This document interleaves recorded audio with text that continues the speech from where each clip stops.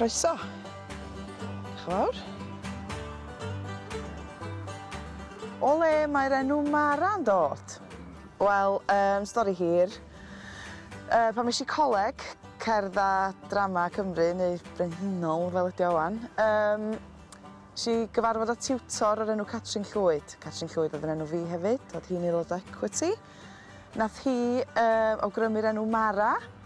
Ar noson yna, es I adra ag agor un o ddramau'n haid o'r enw y Gŵr o Wlad Is, ac un o'r prif gymeriadau oedd Mara.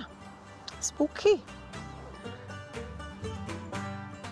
Pam dewis gosod y Gadair fan hyn?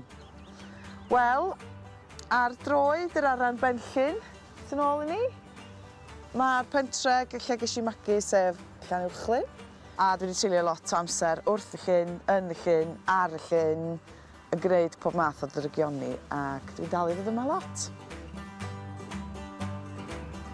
Ai Llanuwchlyn yw pentre mwyaf diwylliedig y byd? Ia, wrth gwrs, yn ddios. Gwir neu gelwydd? Ti wedi arwyddo llofnod fel Catrin Zeta-Jones? Gwir.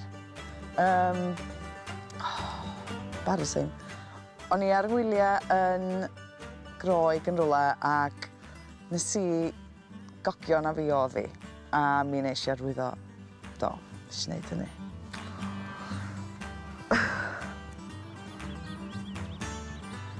Be sy'n dywylltio am bobl?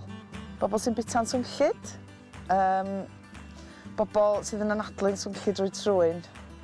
Afiach. Alla ti'n ofio ar draws y llyn petai'r rhaid?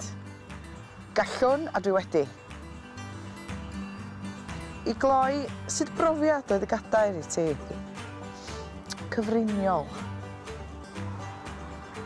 Diolch am eistedd. Hwyl fawr. Hwyl fawr.